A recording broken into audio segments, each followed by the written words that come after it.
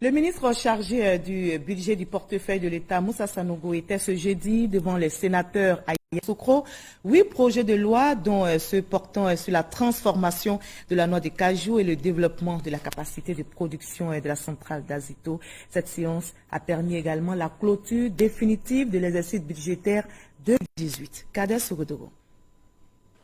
Moussa Sanogo, ministre auprès du Premier ministre chargé du budget et du portefeuille de l'État, accueilli par les sénateurs membres de la Commission des affaires économiques et financières. Le premier exercice consiste à informer le Sénat de l'exécution en ressources et en dépenses de la loi numéro 2017-870 du 27 décembre 2017 portant budget de l'État de Côte d'Ivoire pour l'année 2018 afin de l'arrêt définitif des comptes. L'intégration des ressources destinées à la régularisation budgétaire du service complémentaire géré par les opérations d'émission des marchés, la mise à niveau de certaines recettes fiscales et non fiscales et par l'accroissement des tirages sur les emprunts projets et dons projets pour tenir compte de la performance dans l'exécution de certains projets ainsi que de la prise en compte de nouveaux financements.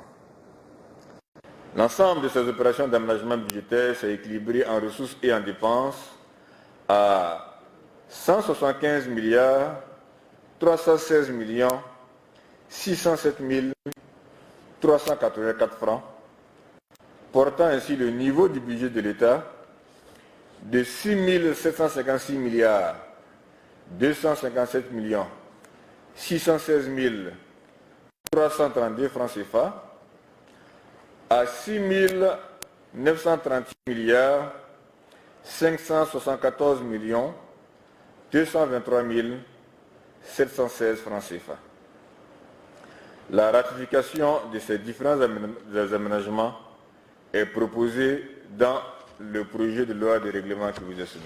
C'est à l'unanimité que les sénateurs ont donné leur quitus pour clôturer définitivement l'exercice budgétaire 2018. Sur la table des sénateurs, 7 projets de loi à ratifier. Ici, la transformation de la noix de cajou, l'augmentation de la capacité de production d'énergie de la centrale d'Azito, la taxe de soutien au développement de l'activité de raffinage, etc., ont eu le feu vert des sénateurs. En termes de programmation budgétaire, malgré la crise sanitaire, le pays saura y faire face. C'est clair qu'avec la pandémie de coronavirus, c'est le monde entier qui a des difficultés. Donc forcément, on ne va pas au même rythme qu'on aurait souhaité. Mais je crois qu'il faut quand même se satisfaire du fait que les informations que nous avons sur l'évolution de la pandémie en Côte d'Ivoire sont plutôt favorables et que même aujourd'hui à l'intérieur du pays, les choses sont en train de vraiment s'améliorer, que des efforts vont être plus concentrés donc, sur Abidjan, en particulier dans la zone où on a des difficultés. Et ça va nous permettre de relancer rapidement la croissance, en tout cas la machine économique. Le Sénat, à l'occasion de ces différentes rencontres, accorde une place d'honneur aux mesures barrières de lutte contre le Covid-19. Moins de 40 personnes dans la salle, le port de cache-nez, le lavage des mains et la participation de certains sénateurs aux séances par vidéoconférence.